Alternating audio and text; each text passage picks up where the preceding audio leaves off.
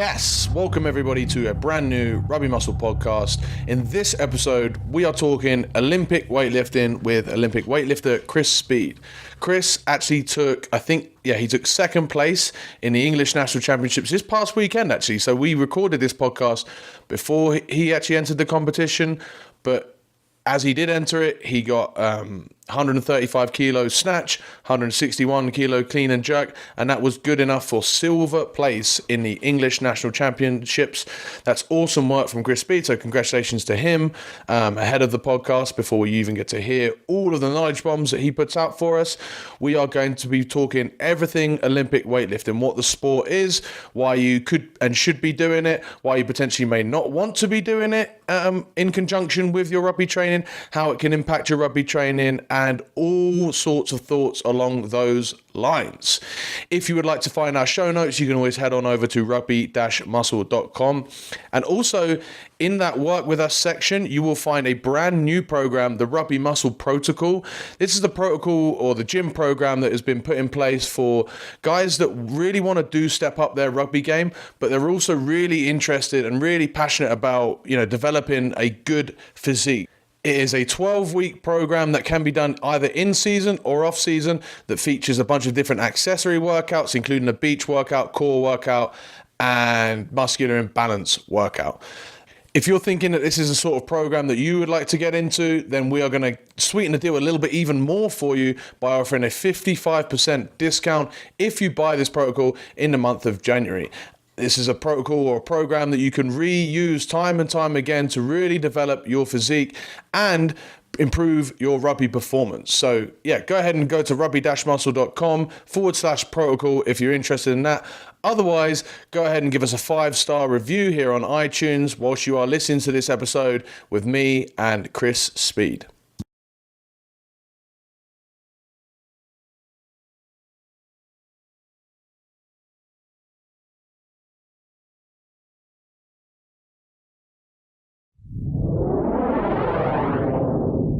All right, guys, so we are joined here by Khrys Speed. How you doing, Khrys?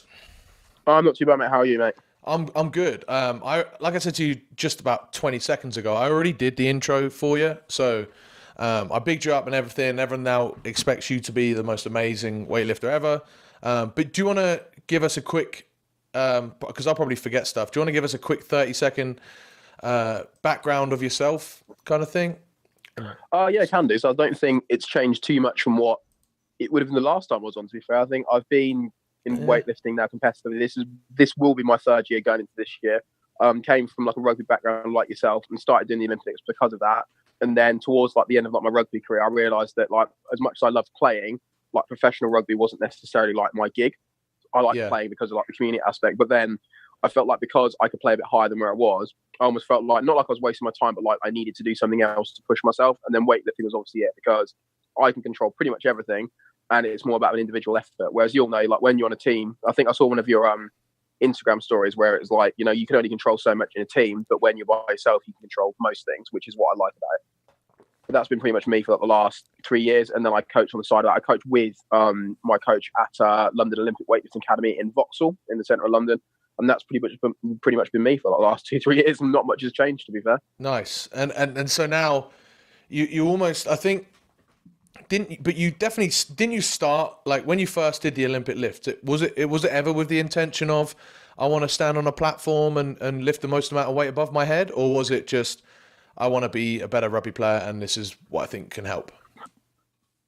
I think it started as I got told to go and look at some articles on bodybuilding.com because that was the only resource we had at school, and none of the teachers there, well, apart from not one of them, could lift weights.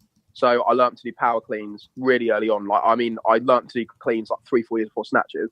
And it was a case of, I just knew that was really cool. And I liked going to the gym as well. So it's kind of, I'll play rugby and I'll just get really strong. Like it's almost like the two things helped, but I liked just doing the two.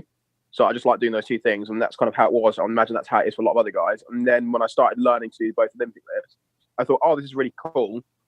But I never made competing like any kind of aim. Because when I actually thought about it, this was back when like YouTube was a bit more of a thing. Weightlifting was more of a thing, but really like it wasn't a widely competitive sport. So you only knew about how to compete in it if you were in it. Like, does that make any sense? Yeah. Like it wasn't a case of I would be able to compete in it if I wanted to. So now we've got novice meets, everyone's got meets everywhere, and like British weightlifting advertise all over Instagram saying if you want to do a meet, you can do it like whenever. But this was a case of you saw the Olympics, you saw the Worlds, and you saw the highlights of it, and that was it. So I didn't know like that I could compete. And then my coach put out an advertisement out on Facebook. This is before I knew him, just saying, "Oh, we're going to do a novice meet if anyone wants to come down just for fun." I did one. Then he entered me into my first meet. I think he actually said, "You owe me 30 quid. I've entered you into a meet." But after the second time I met him, he basically went, "Yeah, I've entered you into something, so you need to be free on this day, and you need to give me 30 quid." I was like, "Oh yeah, okay, fair enough." Excellent. Yeah. Fuck, man. There's a lot to go into that for sure. But like, that's awesome. That like you. How old were you when you first did where you really did first start to clean? That was it. This was in your house, right? You got your own little yeah. Gym? This was like kind of like in my house. So I started like lifting when I was about 14, like in like the late stages of that year. I can't remember what year you'd be in school for that. Like year 11, maybe. Do me a favor and just pop a little bit closer to your phone or mic or whatever you're on there for us. Yeah. Beautiful. You got it? Yeah, you're good. Yeah. So I think like 14 years old. That's what year 11. So I started lifting then. I didn't start doing power cleans till the year after when I can't remember how I learned them. I think I learned them because one of the coaches at Saints, the junior academy, taught me how to do clean. Then Jamie Bain, who I'm pretty sure you might know of or not. Yep. He basically took us all into a room. We were all like a bunch of colts, didn't know how to lift. Well, most of us didn't know how to lift. And basically went, okay, I'm going to show you how to do a snatch. I'm going to show you how to do a clean. I'm going to show you how to bench and squat. Do not fuck it up. And then you need to go do a program. And that's how I got taught. So I was doing all that stuff heavy pretty much from about 15, 16. And I was basically just left to my own devices. And Jamie was a really coach, but he had to handle us and the first teamers. So we didn't really get much help as good as he was. Like, if you went and asked him questions, he was cool. But I basically just got left to my own devices till I was about, I want to say 19. Then I learned to do a proper full snatch and a proper full clean. And then when I got to about 23 years ago, so 22, 23, then I competed properly. Yeah. Decent. It's definitely it's funny how it all works out in the end, but like I like that. So I think I put up a post, and Ben Brown, who was on the podcast last week, put up a post about, and we actually went on about it for a while, saying about how amazing rugby is because of like the brotherhood and the discipline and all that sort of stuff. Yeah, but sometimes like the competitiveness of it can either, like for him, it was like his injuries. Like he got so many injuries from the sport that he had to, take a step back or whatever. And so he couldn't find that competitiveness. And I think what you've done here is you found your competitiveness elsewhere while still trying to keep the brotherhood. So you're still playing rugby at a low enough, high enough level to for it to be a challenge of some sort, but not to be for it not to be something that takes up your entire life. And then you've got your competitive nature from your weightlifting, and actually you've probably gone even further where now weightlifting is definitely taking up more of your life.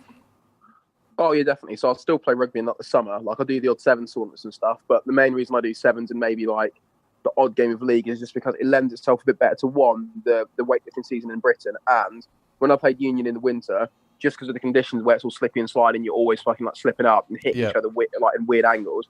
That's when I get injured. It would never be like, you'll always have like, you always get like guys usually where they'll always have a bit of like a hamstring twinge. Like I've never had something where like I've just been running and something's gone. It's always been someone has clattered me in the side of my knee, someone's like kicked me in the head or something like that, where it's been something you can't like you can't prevent or you can't predict that's just injured me. So it's kind of like, except that's going to happen with both weightlifting and rugby, but I wanted to reduce it as much as possible. And after you're out of the sport for like 2 years and you try and play a union game again in the winter, it's actually really awful. Like I can't believe we used to run around when we were kids in like t-shirts and shorts in winter thinking it was fine. Like I don't know when you stop getting used to that. It's a certain type of crazy, mate. Like I've retired and even now, I mean, I would, like, don't get me wrong, like if I could still play, I absolutely would, and I would fucking love it. But because I can't play, like it's funny to do the same thing. So when I was back in the UK for Christmas, I went and watched my my old club, and I'm just standing on this mountain. It's fucking freezing. Everyone on the pitch is massive. Everyone on the pitch is cold and muddy and wearing shorts, right? And I'm like, when did this become such a great thing? But it is. I don't know. Yeah, I think it's just you get used to it, and then when you sort of out of it, and you get to do other things where that's not the only way you can get like, you know, your competitive fix, then you actually start going back to it. Either you really like that sport because you love the sport, or you liked it because it gave you something. And then if you find it somewhere else, it doesn't matter as much. I mean, I know Johnny Wilkinson, I think he got asked if, this can be my fact of the day. He got asked if he missed rugby. The difference was when he answered, he said, no, I don't miss rugby. I miss the challenge of it. And now that I found other challenges, I don't miss anymore. But apparently when he stopped, he was really like, found it really hard. As soon as he found another challenge, he was like, oh yeah, I don't even really care anymore. Like, that's done. Like, I'm finished with that. Yeah, and that's why old boy rugby is still a thing, and because people still want a little bit of a challenge, or they want the brotherhood and then the challenge. Like, you're not just going to meet up with your mates and not play 20 years later. I don't know. Yeah, I think everyone still wants a challenge. Part of it is just getting together and kind of like dusting it off and sort of like just still having a bit of fun. And then some people, I think they honestly just love it. I mean, I think I was talking to one of the guys, one of the lifters from Ireland, Stuart. He visited today and he said that, one, not enough kids get told when you're younger that you're just not going to be that good. Like, imagine like how many times you've been told, if you just train a little bit harder, if you do this, you might get better. Like, some people need to be told, like, you're not going to get to the level that you want to. So you need to kind of assess what you want to do with it. And some people, like, as clucking, and you'll know, you'll play with some people like this, as god awful as they are, they just love it. So then they keep playing literally till the day that they cannot run anymore. Whereas some people, like, if they actually realise, I'm actually not going to be as good as I think I am, they'll quit within a week. Yeah. Because they realise that, actually, I'm not going to get to that level I think I am, so I need to go do that in something else. And I've seen it with, like, quite a few people. You get people where, like, they get to, like, let's say, well, you played over that way, like Amptill, Cambridge, where you're kind of getting towards the cusp of, like, championship level, and they realise when they're into, like, their mid to late 20s, I'm not actually going to get that far. They play more socially, and then they go and excel doing something else, like, career-wise. Yeah. It opens up all that time. Let me put a pin in that, because I want to touch on that we're gonna circle back to this in a sec, because it's yeah, sure, mate. It'll actually work really well. But yeah, I want you just to sort of introduce weightlifting as a sport and like what it is, and because obviously people always get confused between powerlifting and weightlifting, and they definitely should be named the opposite names, but whatever. Yeah, I always think that. Yeah, it doesn't make any sense, but whatever, we're stuck with it. So you want to explain to me explain to the listeners what Olympic weightlifting is? What is it, the sport, and outline the sport that you compete in? Okay, so weightlifting is really simple. It's 2 lifts. It's the snatch and clean and jerk. It just involves, so the snatch is taking the bar from floor to overhead in just one smooth movement. Clean and jerk's taking it to your shoulders, basically into a front squat, and then getting it over your head from shoulders to overhead in one smooth movement as well. So that's snatch, clean and jerk. It's split into weight classes, and I can never remember all of them. I compete in the 89 kilo weight class. You'll obviously have like kind of middleweight classes, like light heavies, and super heavies when it comes to men and females. And then you compete within your weight class, and it's whoever totals the most between the 2 lifts that wins. So you have to post at least 1 lift from each. You get 3 attempts, so 3 snatches, 3 clean and jerk. Whoever totals the most combined, best snatch, best clean and jerk, is the one who wins that weight class. Nice. And that's kind of like, that's the competition in a nutshell. It's literally just who turns up on the day and who lifts the most combined out of those 2. Yeah, and as you said earlier, like, it's not a sport where it's growing and growing and growing, and mostly due to CrossFit. Let's just be honest. Oh yeah, 100%. It's because of CrossFit. Because CrossFit has marketed fitness in a way that no other fitness brand or whatever has, and it's included clean and jerk and snatch as staples, and then people have sort of come away from that and gone, I don't fancy being absolutely fucked out of my ass, tired all the time, but this lifting heavy over my head's pretty cool. And so weightlifting, the sport, has absolutely grown from that, and they've done a lot of their own things to keep growing. But yeah, it's grown in popularity massively over the past couple decades, at least the last decade, like massively, and that's as a result from CrossFit.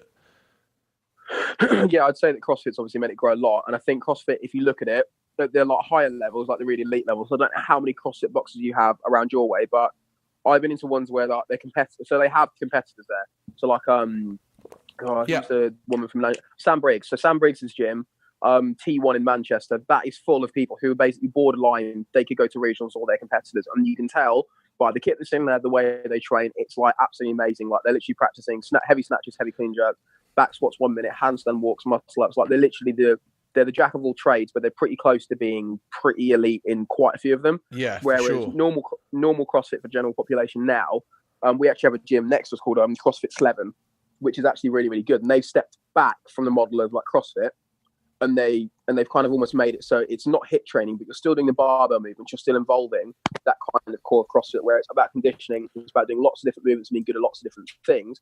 But they've a lot of CrossFit boxers have taken their own spin on it. So since they've come back from Olympic weightlifting, lots of people still want to get into it. So it's kind of almost created more of a gap. So that we've actually had people from that CrossFit gym next to us go, well, I want to do more weightlifting. They send them to us, and some people want to do more CrossFit, so then they go back to them. And it's there's more of a separation now where CrossFit gives you a taste of everything. Yeah. But before it was, we're going to give you a taste of everything, but the heavy lifting stuff's really what we want to do. Now it's no, you have to be good at everything. But, yeah, you do really, and I think it's also like kind of what you said as well. It's like some people, hey, I'm pretty strong or whatever, and I can be really good at this weightlifting thing, but maybe I'm not going to be as good at CrossFit, you know, or whatever. I can get into shape doing this weightlifting thing. Maybe and I don't have to be as knackered as all the time as I can with CrossFit or whatever it is. But yeah, we get a lot, you know, that's why weightlifting has grown out of nowhere, let's all be honest. And it's great. It's good to see. But yeah, it's not the sport that we spoke about on the previous podcast where it's squat, bench and deadlift. And it's called Olympic weightlifting because it's in the Olympics. So yeah, at least for now. Yes. Well, that's just see what happens for the next one. Yeah, we'll see because it is a tested sport, unlike a lot of the other barbell sports, it's completely clean. Like there are no untested federations or anything. So yeah, they've come into a lot of trouble with the old Ruskies and the Russians and the Chinese, I think. Yeah, that whole situation is it's very strange. It's not as simple as what people think it is, where it's a case of, oh, these people got caught for doping. It's not as simple as they test you positive on the day. Like some of these people are getting retested and then retested again. Well, and then they're going back and testing retesting old tests as well, right? And they're like, this got through the system, that is what they go back now we've tracked this cover up. But man, we are going we are opening up several rabbit holes here, and I'm going to try and pull us out of them and sort of move towards just talking about how Olympic weightlifting can benefit your rugby game. Yeah, so I would say that the way it can benefit is the main thing that I'll say straight off the bat. And I know that one guy that I talk to a fair bit, who I actually like speaking to about general strength conditioning stuff, Sam Portland. I think he's called Sportland. Yeah, Sportland. He's coming on the podcast as well. So good. No, that is a great shout, mate. But I was talking to him about it, and he's very much, you can do the Olympic lifts for rugby, but there's other things you can do that achieve the same thing. I think the beauty about the Olympic lifts is there's a bit of a different mindset that goes to them. Usually people like to go heavier on them because you can test them a bit more than, let's say, like a triple extension, like med ball throw overhead, or like a trap bar jump. So there's a bit more, they can see the incremental progression there. And also I think the other thing is that even though it's not plyometric in nature, like in terms of you're not sort of jumping and landing into the floor, because you're getting triple extension quickly into what is basically triple flexion, you're still learning how to explode against resistance and then absorb that resistance as well, stacks quite well. And I've got to say that from doing snatches and power cleans and front squats, just like that combination of the three, I did notice I got more game fit, as in I was a bit harder to bring down and I felt more solid in contact. Now I learn things a lot, and I'm learning this across time. I learn things a lot faster than most other people do. So if you don't pick up things very quickly in terms of lifting, Olympic lifts might be something you learn long term. But if you pick up stuff quite quickly, like a hang power snatch and a hang power clean would actually be quite good for rugby. And because of it, it lets you train moving fast and being powerful at different speeds. So if you've got like basically like a winger who's very, very quick, very, very rapid, he knows how to just burst forwards, but you want him to get a little bit more starting pace, accelerate off the mark, and you also need him to be able to burst through contact. Well, then he needs to be able to move fast against the resistance. And Olympic lifting is that one where, because of the way you load it and because of the way the movements go, you have to move fast against a heavier weight, and you can vary what load you do that against. Whereas, let's say a back squat, when you're doing speed back squats, and I'm doing a little like kind of like the finger gesture, the quote gesture there, you can do a speed back squat slowly. You can't really do a hang clean that slowly. Right. If you're doing a hang power clean, which is one of the benefits. But again, the drawback is you might not triple extend, which is one of the benefits of it. If you're not getting hip and leg extension, there's not as much point. But that's the thing that I did like about them, is that I noticed that my acceleration got better and actually being able to drive through contact got better. And even the variation, so like a hang snatch pull or a clean pull or something of that nature, or a snatch high pull would be very good for rugby because it develops a lot of different things. So instead of having to do a jump and then deadlifts and then shrugs and then something else, you get to put a lot of these movements into the same exercise. Yeah, so it's a lot of bang for your buck. Same thing. Yeah, 100%. And then it's kind of like working out. So, and you'll see people that you've coached before. You can look at them and the way they move and the way they learn things, and to see, is it worth me taking the time to teach the Olympic lifts and then receive that bang for your buck, or is it going to take so long? I might as well do something else. And that's something that a coach has to do, and that's something that some college coaches do quite well, or they do badly, in like American football and rugby. It's something that some PTs do well and some do badly, where you look at someone, you know whether they can use it or not. It's the same thing as anything. Like, if you've got someone who in rugby just doesn't respond well to, let's say, kicking side on like a certain way, let's say like Dan Carter does, where he approaches the ball completely side on and swipes at it, then you're not going to have him do it. You're going to have him kick a different way. So if you know someone needs to develop power, but they can't do an Olympic lift properly, then you just get them to do something else. Or you get them to do a variation. It's the same kind of thing. It's a tool, and I think it's a really great tool, and I've always been really biased. But at the same time, you need to make sure that the Olympic lift isn't the only tool you have. You need to have substitutions and variations, obviously, which is something that you'll obviously know. You'll have talked about on the podcast before. And I just think that they're there as an option. They're a really great option, but still, they're just that. They're just an option. Fuck. So you're saying that it's not the be all and end all? No, I'll never, mate. But I think like both me and you have probably had that stage in our PT or athletic careers where we thought, oh, this is what I need to do. This is like the answer to everything. And now we're more of the kind of people who shrug and go, well, it depends. Depends on what you're doing. Well, it depends on who you are. Well, it depends on what you need. Literally my most common used phrase by a mile is, well, it depends. Or what's the context? And we've must have said it every episode this year. Like, it always does depend. And you did a really good job of like dissecting exactly why it's good or when it's good and how it is. You said it, hit the nail on the head when you said it's a tool. It's not the be all and end all. You don't have to improve your snatch to be a better rugby player. You don't have to improve your clean. You don't have to do any of those. Or if you do them, we're not saying that they suck, or we're not saying that they actually will guarantee you an improvement. We don't know. Like unfortunately, that's why we're doing a podcast on this, right? It's a massively grey area. Yeah, and it depends on, again, your coaching background and where you are. Like, I know that like all the West Side, well, I say the West Side stuff is not specifically West Side, but anyone who's powerlifting or weightlifting knows that West Side, if you say, oh, we're going to use bands or chains, most people will think to that. Whereas a lot of colleges use those. And I think my friend Rob went to, where did he go? Oregon, that was it. He went to Oregon to do some interning and shadowing. And he asked them why they like to use chains. He's a very scientific guy. So he was like, oh, do you use it for these reasons? Use it for speed, strength, use it for the waves.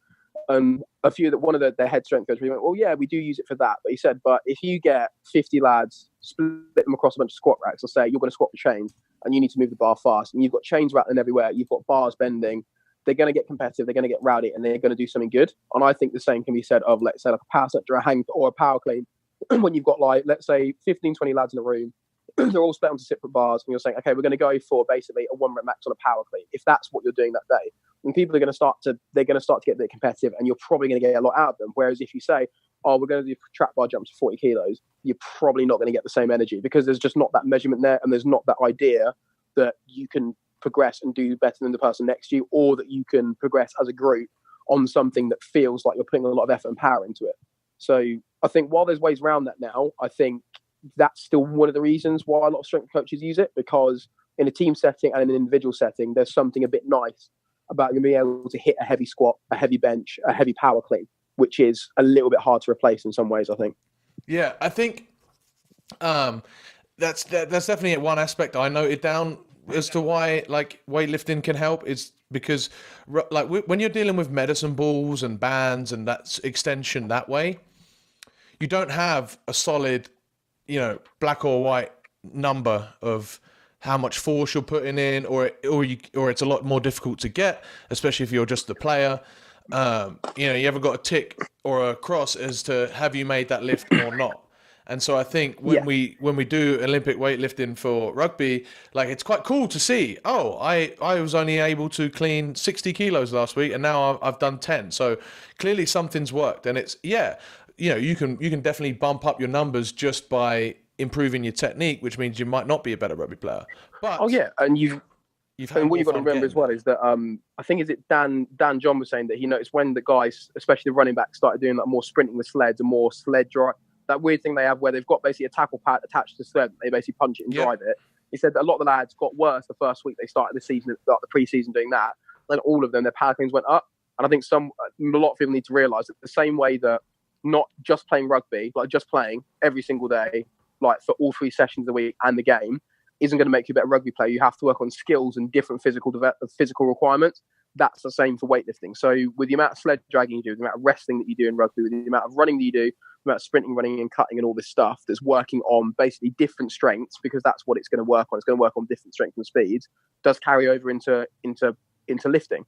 And that's why you can get guys where the only thing they ever do is, and I think I remember watching one of the Tongan boys at Ampton, I think it was Billy, literally all he did was fucking neck rehab exercises, snatch high pulls and power cleans. Yep. And he was literally like, he was one of the strongest people I ever saw at any of those exercises. But it's because when you then go and watch them play rugby, you're wrestling people, you're having to basically manipulate and manhandle people, then you're having to sprint, you're having to run, cut and jump. So all of your multi-directional stuff, a lot of your strength is taken care of. So then you're almost just displaying them and fine-tuning them in lifting. Whereas for a weightlifter, when they just go, I'm just going to snatch clean and then do some squats, like it don't work because you're not doing anything else to develop yourself. But by having those two things, the bounce back and forth, that's how you kind of end up developing both. That's why you get some players who are brutally strong, like their power lifter strong or their weightlifter strong, even though all they do is a few lifts once or twice a week.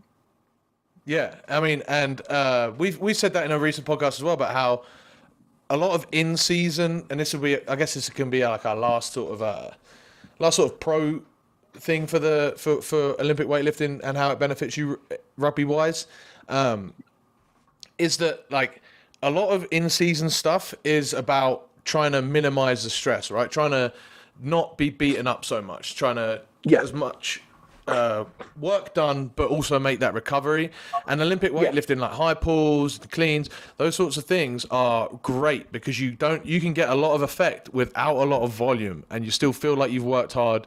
And you can do the same thing with other movements, but you're never going to quite get the same effect as you would do for the same amount of work as you would put in for the Olympic lifts and those sorts of variations.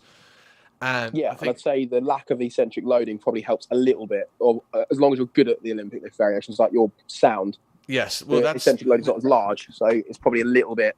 Well, I'd say it's negligible to a point, but it's probably a little bit less stressful than some of the things. Well, yeah, that's where we're going to go into like any potential sort of drawbacks to Olympic weightlifting. Is that like obviously the first one is you have to have your technique like completely spot on, or not completely spot on, but you have to have it at least in like the top like 90% or whatever. Like you have to have it. It has to look good, and what looks good will be different for each person that does it. But it has to look good to get the effect. Yeah, I think it's one of those things where I think that not everyone necessarily needs to have like the most perfect technique in the world. But it's like, so when you do a snatch or clean, is your back flat? Are you extending your legs, pointing your toes, and actually squeezing your glutes to the top? So are you getting extension through the lower body? Yeah. And then are you catching it in a safe way? So on a snatch, that's just are your arms extended and more or less over or slightly behind your head? Yeah. On a power clean, are you racking it in a natural front squat position? And not that weird thing you see where people almost like somehow catch it below their collarbone and then flick it up. It's like, so the easiest way I can describe it is, okay, so do you fit those lower body requirements? Are you gripping the bar properly? And are you happy with the whole lift being on Instagram? Or do you think you're going to end up on gym fails? Yeah. But that's literally like, if you think you're going to be on gym fails with your heavy attempts, then go back and learn it again. But if it's like your heavy attempts are a little bit ropey, like, you know, you get the odd lad where like they catch their like 1 rep back hang clean, it's a bit swingy, and like they get shrimp backed, they go like Ninja Turtle a bit on the catch.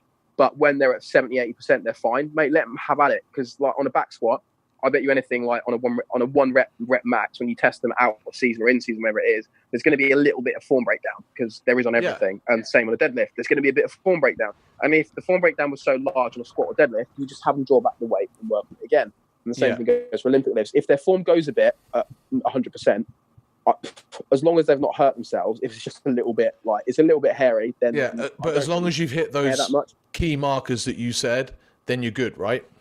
Yeah, and obviously there's other stuff that goes into it, and we can fine tune the other bits. So really, like, it should be one of those things of you make it simple as possible, so they're ripping through a weight using triple extension and having to brace against something that's basically fighting against them. Yeah, and that's the main benefit of it. And the drawback is if you're doing the Olympic lifts on the floor, they don't correlate as well to anything. As in, like, they correlate kind of to vertical jumps. From looking at some studies, I haven't looked at anything new in a while, but one of the things that correlated most to sprinting, vertical jumps, and I feel like broad jumps as well, was a hang clean from above the knee. Yeah. hang power clean, because there's an eccentric loading. It's a fast eccentric load. And then because of the joint angles, because when you do a hang clean above the knee, you're not dipping down that low. Yeah, It's you're kind of more like in a position squat. that's similar to the sport or any It's like sport. it's a general athletic position where you're kind of like, you're half squatted down, you're half hinged, you're bent over, and you have to actually be on the ball of the foot, like the middle of your foot, to be ready to go. And you're braced against the weight, your back's braced. So it kind of carries over a bit more, but it's the eccentric load that starts the movement that's important. So that is more for acceleration. I know some people use, some people call them rhythm cleans, or like heaving cleans, where you go one rep after the other, just dush, dush, dush. And you just keep going and going and going. So basically you rack it. As soon as you rack the bar, you bring it back down to the hip and go again. Those actually are used a lot by sprinters and are very good. Yeah. But that's one variation. If you wanted to make the clean very specific, that's one thing that a lot of track athletes use to kind of try and develop that elasticity whilst producing a lot of force. And then, but to be fair, like a hang clean and a hang power snatch, I think for most people, if they want to Olympic lift for rugby or any other sport, would be about as far as they need to go. They just develop those. And then if you actually like doing the full lifts, do the full lifts, but probably actually look at maybe competing at some point. Because if you can actually do the full lifts pretty well. I think if you're doing the full lifts, like where I see the drawback of doing the full lifts, like you can definitely do them. And like, if you want to compete, obviously you've got to lift from the floor. But it's just that transition of getting from the floor to above your knee. There's a lot of room for the bar or your body to end up in an incorrect position or a poor position, and therefore you're not going to get the effect because your body's not in the right position, because you've that is an easy one messed to yourself solve. up going from the floor to your knee. Oh yeah, going from the floor to the knee is like a bit of a shit one. And one of the easiest ways to solve that is if they want to learn to go from the floor, get them to do obviously hang or snatch or power clean above the knee. And then literally just get them to go from just below the knee on a hang, then just above the floor. So I know that Max Sater has a really annoyingly scientific word for it, but it's really good, is instant of inception. So if you imagine the moment the bar would leave the floor, do a hang snatch from there or hang clean. And then when you do anything from the floor, pick the bar up, pause at or just above the knee, then snatch it. So do pause snatches, and then slowly take the pause away. And you'll slowly be working for the floor. That's one of the easiest ways to start actually giving someone a feel for what it's like if you want to learn to lift from the floor. And then also a good cue is when you're pushing off the floor, push the floor away and pretend your legs are longer than they are. So you actually need to get your knees back out of the way. And that will help. Those are like the easiest. Yeah, pushing the knees back is huge. I think just not thinking about it being a deadlift, but thinking about your sole job of lifting a bar. And this is why weightlifting is a sport, and we're not necessarily talking about it helping you at rugby. Your whole objective is being in the right position once the bar gets to your knee, because that's where all the power starts coming in. It's not about lifting and lifting as hard as you can off the ground or anything like that. It's simply getting the bar as efficiently as you can to the power position so that you can finally actually hoik that bar up and do the lift properly. Yeah, and that's exactly how we teach it to all of our beginners. We kind of try and teach you need to get the bar past the knee so you're in shape above the knee. Right. And then when you get to the stage where like I'm at, where on, let's say, snatch, I move the bar very well to the knee, but then I don't move it well after that. So you kind of start segmenting it up. So our idea is that you want to move fast to the knee and faster past it. But then obviously when you're a beginner, you can only move so fast with the bar anyway. Yeah. So then going kind of, go slow and smooth. So you just have to do a lot of practice. And I think that's why that's the biggest drawback of the Olympic lifts is the technique that you have to do, and it just takes a lot of time to do. So I think in order to get around that, we've mentioned some good different variations that you can do, so you can still get a good training effect. But understand that if you are just trying to learn the Olympic lifts, either for the sport or especially for the sport, you have to make sure that you're in a position to learn the lifts without actually seeking a training effect. You're not going to get a good training effect from 3 months of learning how to snatch from the real basic stuff. You'll get your technique of snatching is going to improve, and then eventually you'll have the benefit of having a really good snatch. And you get all the benefits that come from that. And so it's almost like investments, right? You're spending your time learning technique is investing in hopefully getting a better effect in the future. But if you don't wish to do that, and if you want all the, you still want the effects, there are other ways of doing it. You just get to miss out on having that big bang for your buck, that, the effect that you get from receiving the bar, and all of that sort of stuff, and the fun aspect of it. You have to do it other ways, and that's fine if that's what you want to do. Oh yeah, and I think it's one of those things where like some coaches use it as an earmark. Like even on like the I can't remember if it's Gray Cook or Paul Check who does it, the FMS test, the functional movement screen. Yeah, Cook? I think it's Cook. He has like the overhead squat and what I'm pretty sure is an overhead lunge. So essentially the split jerk position in. He literally just uses them as requirements. So can you actually just get into that position? But he doesn't load them, which is one of the things where I get a little bit weird about. Is that, well, for a start, the lunge is done on like basically a tightrope, and then you can't load it. So I want to see what some people like underload, because like you'll get girls who usually always for some reason dancers with the dance background are the worst for it. They can get into lovely positions. As soon as you put any pressure, like force on it, they just fold. And you get some guys like that as well, whereas they can hit wonderful positions as soon as like any posture you want. But as soon as you load it and put resistance on it, they fold. And that's why you get some lads who are nippy, who are really quick with rugby, but like if they get caught by like a weak arm, they can't run through the tackle. They literally just get smashed to the floor because they can hit positions, but they're weak. So they can hit the position. They've got the mobility, but they can't hold it. Which I think is one thing that maybe Olympic lifts are good for building, but also test, is like if you can do let's say a power snatch and an overhead squat with 100 kilos, I'm going to throw it out there and guess your problem with breaking through tackles or with playing on the rugby pitch isn't your core strength or your power. Regardless of what size you are, if you can snatch 100 kilos and you're 100 like you're around 100 kilos or less as a bloke, your problem probably isn't core strength. Yeah, no, it's power. Not. Definitely not. And I think, but that's where you said about core and power, not core power, the shakes or the yoga thing that you can do, but your core and your power are definitely massively benefited from effective Olympic weightlifting. Yeah. But there's other ways to build them, like we're saying. And the mobility that you test when you do an Olympic lift also is something you can build elsewhere. So is it a kind of thing where your team program, if you had one, has power snatches and hang power cleans in it, and then you get someone who can't do them, so you do a load of other work with them? Yeah, it's something that you can use. So that's the magical aim. Is that's how a lot of like the countries like Russia and China actually screen people. They give you a bar, show you a snatch, and be like, okay, do something like this. And if it's a bit like, obviously the technique's not going to be bang on, but if it looks more or less right, then like, okay, yeah, you're ready to do it, or yeah, you're going to be a good athlete. So that's the way you can test someone's general athletic ability. Is okay, so we've worked on mobility with them, we've worked on strength stuff. Okay, now do a snatch with a 20 kilo bar. And if they do it more or less, then oh, well, everything's pretty well rounded. But then if there's something like they catch the bar, but their elbows are turned in and they can't press it overhead, it's like, all right, well, we've got some work to do. Because really, like, even though you don't need them to Olympic lift, like, how bad is it if you've got a second row who can't raise his arms behind his head straight together? Yeah. For a line out, so he can't lean back.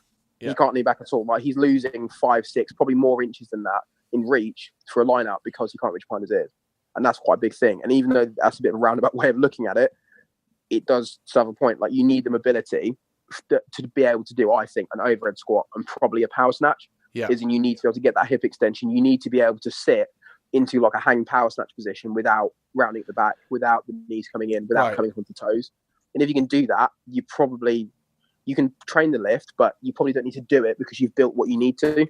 Yeah. So you can almost use the lifts to get that mobility as well. I found that's like, in fact, we'll touch on that in the next podcast because that's one of our questions for the Q&A.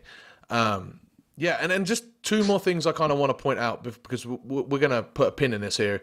Yeah, cool. Is firstly, like we've spoken a lot about power and breaking through tackles and stuff, but I want to address like outright speed. Acceleration maybe, but outright speed, I can tell you for a fact that I got a lot slower when I took a year off from rugby and all I did was Olympic weightlift.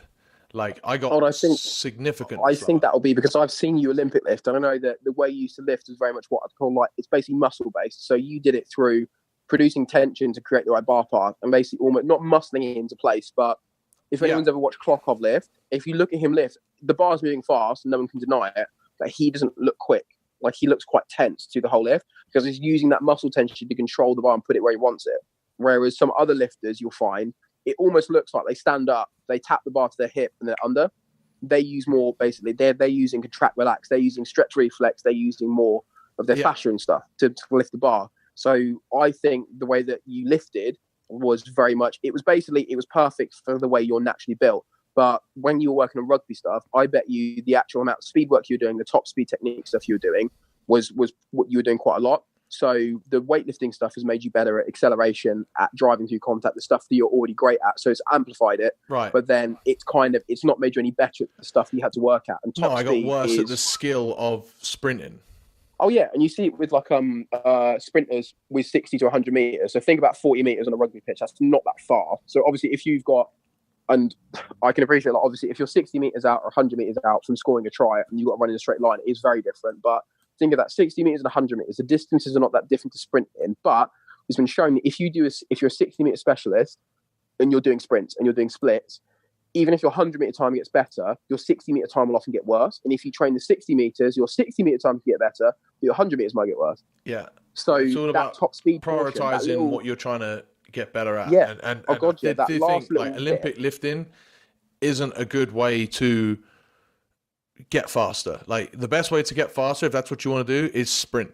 Olympic lifting can help with the acceleration for sure, but Olympic lifting would do what I call it, kind of like it updates the raw hardware, and it updates it's kind of like updating the raw hardware in a computer and updating the RAM.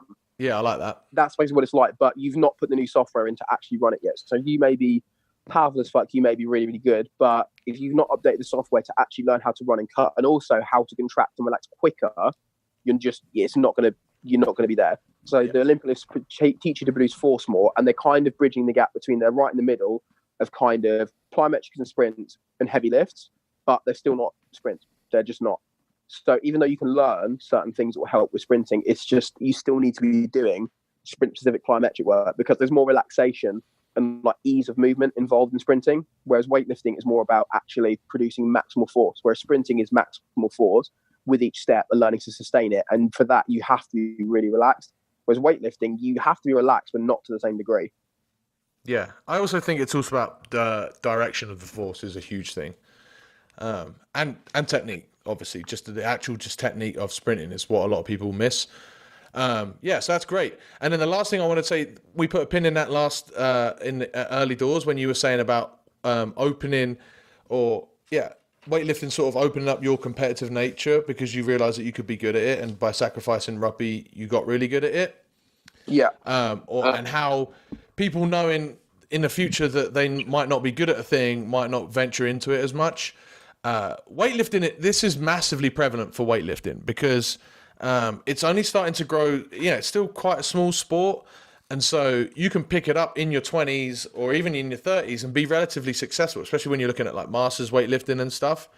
But understand that like if you want to take on weightlifting, the downside, but also one of the main appeals for what drew me to it is that it is really, really, really fucking hard, right? You spend years and you add maybe 5 to 10 kilos to some lifts, and you make tiny technical changes to your lift, and you lift in the same weight, just a little bit faster, or it looks a little bit smoother.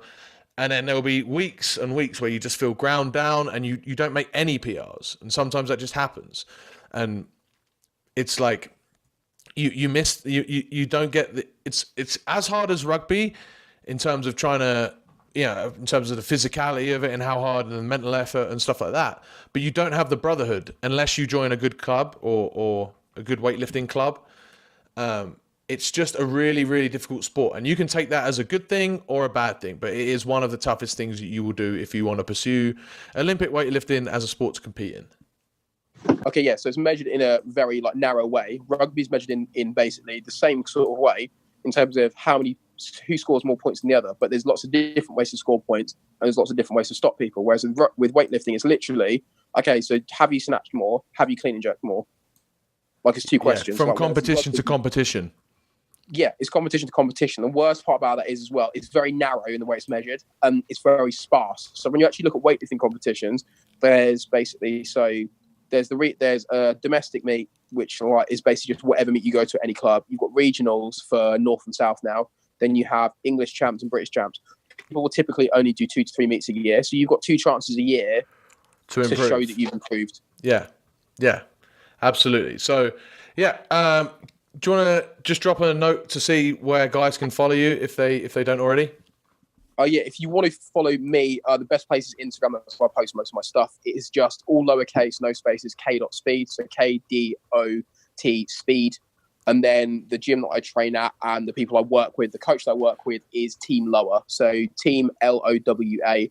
And that's just on Instagram as well. That's the other best place to follow us. And then teamlower.com. And again, all lowercase, no case. That's all my plugs. If anyone wants to look at anything like programming wise or anything, it's all on there. And all my information that I put out is usually, most of it's free on Instagram as well. So if you want any more stuff on weightlifting or general performance stuff, it'll be on there.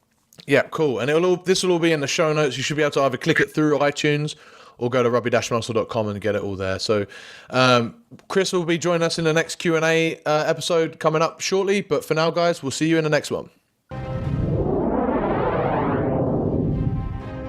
All right, guys, thank you very much for listening. If you've enjoyed this episode or if you've enjoyed any episode of the Rugby Muscle podcast, please go ahead and give us a 5-star rating and type a quick review. It takes about a minute and it really helps us out a ton, helps grow the show, helps grow Rugby Muscle. And in turn, we will be able to give you guys the best quality content, information, and programs that we possibly can. If you're interested in any of that stuff, like the free physique nutrition video series, or the TJ Strength Supplement Guide, or the 50 free rugby conditioning sessions, you can find them all at rugby-muscle.com or by going through my Instagram profile at tj.strength. Give me a quick follow. And until next time, guys, I've been your host as always, TJ. See you soon.